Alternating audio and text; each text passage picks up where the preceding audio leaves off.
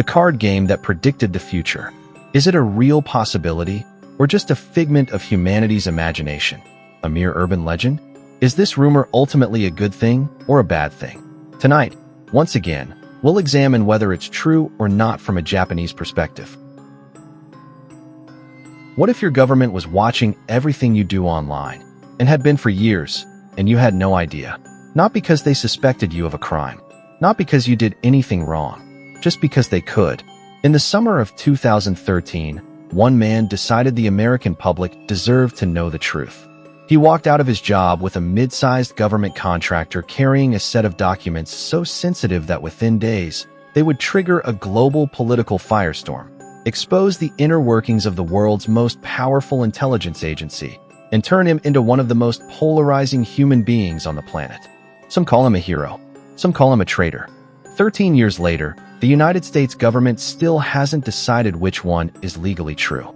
This is the story of Edward Snowden, and the leak that changed how the entire world thinks about privacy. Very few stories manage to be simultaneously a spy thriller, a constitutional crisis, and a genuine modern-day exile narrative. The Snowden case is all three at once. Part of the fascination is scale. This wasn't a leak of a few documents about a single program.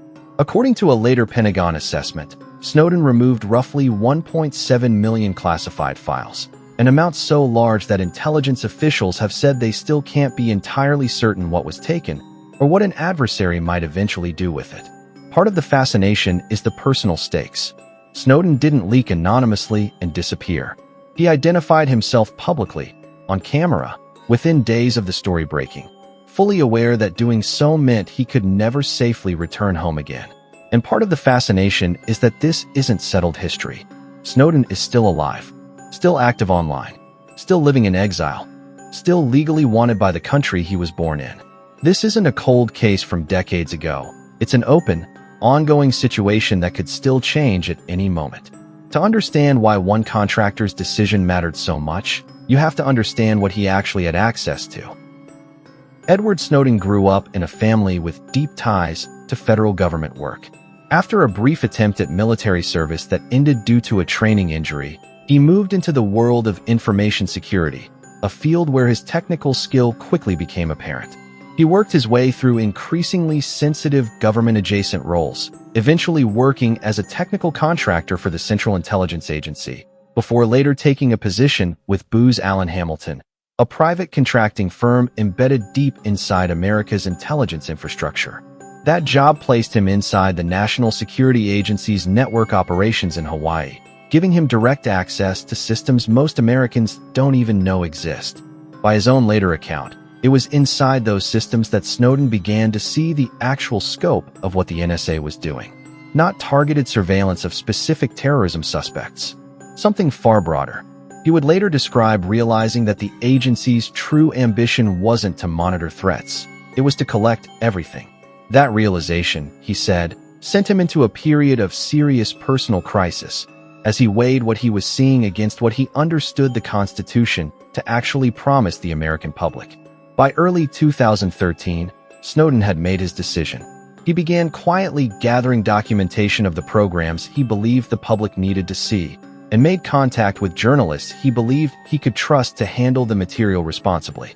In May of 2013, Snowden left his job in Hawaii under the cover story of needing medical treatment for epilepsy. He flew to Hong Kong, carrying the material he had spent months collecting, and checked into a hotel room to wait for the journalist he'd contacted to arrive. On June 5, 2013, the first story broke. The Guardian revealed that the NSA was secretly collecting the phone records of millions of Verizon customers, under a secret court order that had never been disclosed to the public. It was only the beginning. Over the following days, revelation after revelation followed. A program called PRISM, allegedly giving the NSA direct access to user data from major American technology companies. A global surveillance apparatus with reach far beyond U.S. borders, sweeping up communications from allied governments and foreign leaders alike. Evidence suggesting the agency had, at times, monitored the private communications of American citizens without the individualized warrants the Fourth Amendment was designed to require. Then, on June 9th, just days after the first story broke, Snowden did something almost nobody in his position had ever done. He came forward publicly, on camera, and identified himself as the source. He explained his reasoning simply. He didn't want to hide, and he didn't want unrelated individuals wrongly suspected in his place. He said he understood exactly what he was giving up. Within days, the United States government charged him with theft of government property and 2 felony counts under the Espionage Act, a law originally written in 1917, primarily intended to prosecute spies working on behalf of foreign governments, not journalist sources. Snowden never made it to the country he'd originally hoped to reach. While attempting to travel onward from Hong Kong toward Latin America, his U.S. passport was revoked mid-transit. He became stranded in the transit zone of a Moscow airport for over a month, unable to legally enter Russia and unable to fly anywhere else. In August of 2013, Russia granted him temporary asylum. He has lived there ever since. So what actually drove a well-paid, high-clearance government contractor to give up his entire life for a set of documents? Let's break down the competing explanations, because even now, they don't fully agree. The historical explanation places Snowden inside a specific American tradition. The whistleblower who leaks classified information because they believe the public's right to know outweighs their obligation to secrecy. Under this reading, Snowden sits alongside figures like Daniel Ellsberg, who leaked the Pentagon Papers decades earlier. Someone who broke the law specifically because he believed the law itself was being used to hide unconstitutional behavior from the people it was supposed to protect. The psychological explanation focuses on Snowden's own described state of mind in the months leading up to the leak, a serious personal and moral crisis, triggered by direct exposure to programs he came to see as a fundamental betrayal of the public trust he'd sworn to protect. Under this theory, the leak wasn't calculated activism. It was closer to a breaking point, an individual conscience that reached a limit it couldn't push past quietly. The institutional explanation comes primarily from critics inside the intelligence community itself.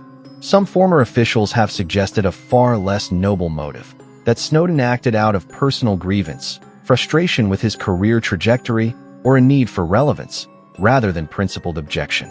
This theory has never been substantiated with hard evidence, but it remains a persistent talking point among his most vocal critics. The geopolitical explanation is the most serious accusation Snowden faces, and the one he has always firmly denied, that he wasn't simply a whistleblower, but an active or unwitting asset who ultimately provided a strategic advantage to Russia and China, regardless of his original intent. U.S. officials have pointed to the sheer volume of material taken, far more than what was needed to expose the specific surveillance programs, as evidence that intelligence gathering, not public accountability, may have been the true purpose, or at minimum, the practical result.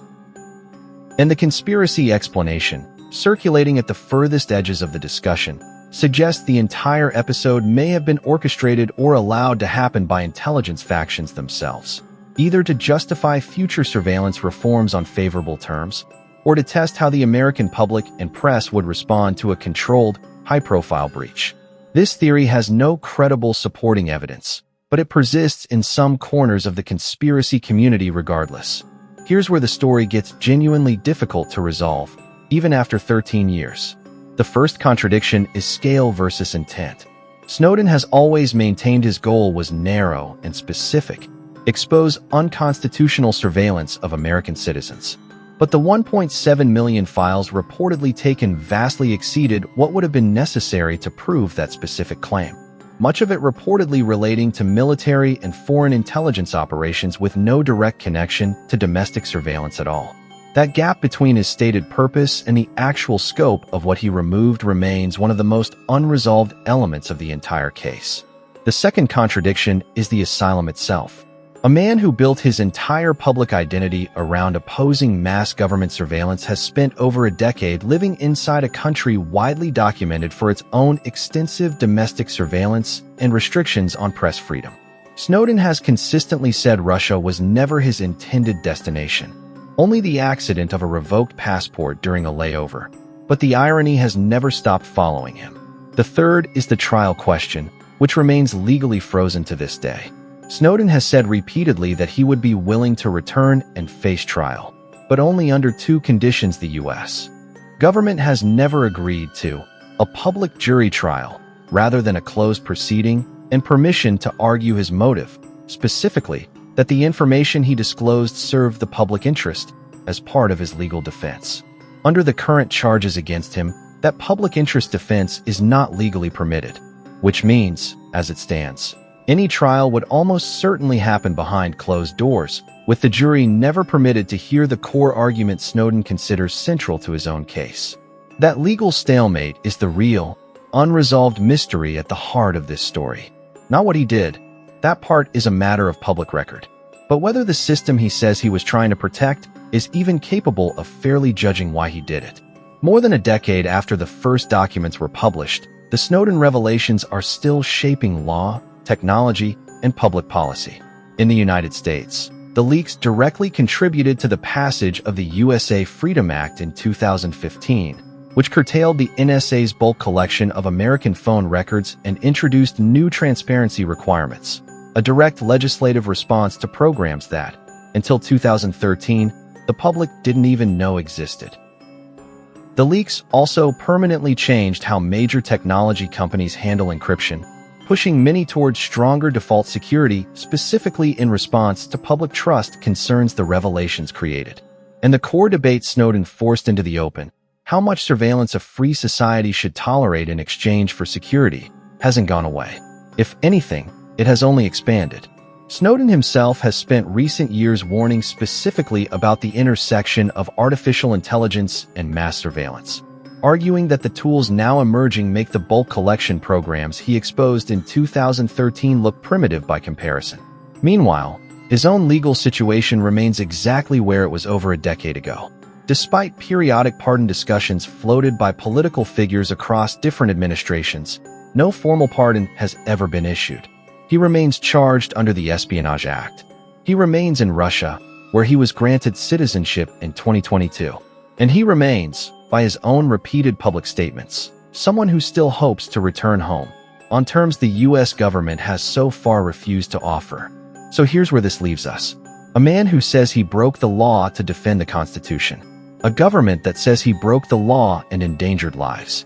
A trial that has never happened, and under current charges, legally couldn't include the one argument he considers essential to his own defense. A country he can't safely return to, and a country he never intended to end up in permanently. 13 years later, we still don't have a single, agreed-upon answer to the most basic question this entire case created. Was Edward Snowden a whistleblower who sacrificed everything to defend the rights of millions of Americans he'd never meet? Or was he something else, someone whose true impact and true intentions we still don't fully understand? What do you believe? Tell us in the comments. And if this story made you think twice about your phone tonight, subscribe to ULW.Radio for more urban legends from around the world.